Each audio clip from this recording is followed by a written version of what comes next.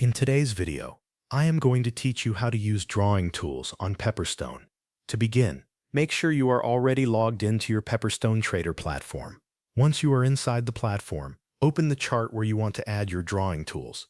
This can be any chart you are analyzing. Next, look to the right side of the chart. There you will find the Drawing Tools toolbar. This is where you can access the different tools available for marking up your chart and highlighting important price levels or patterns. From that toolbar, click the drawing tool you want to use. You can choose from tools such as the trend line, horizontal line, vertical line, rectangle, Fibonacci retracement, or text. Each tool is designed for a different type of analysis, so select the one that best matches what you want to place on the chart.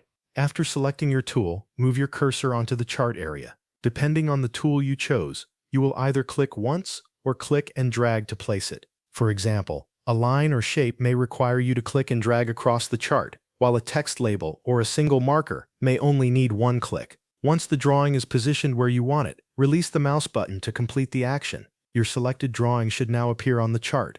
If you want to make changes, click the drawing object to select it. After it is selected, you can drag the drawing itself or use its control points to adjust its position, length, or size. This helps you fine-tune the placement so it matches the area you want to analyze. You can repeat this same process to add more drawing tools to your chart. Simply return to the toolbar, choose another tool, and place it on the chart in the same way. This allows you to build a more detailed analysis using multiple lines, shapes, and labels. As you finish, take a moment to check that all of your drawings are displayed correctly on the chart. Make sure each object is in the right place and clearly visible. This final review helps confirm that your chart is ready for analysis. Thanks for watching. That covers everything you need to know.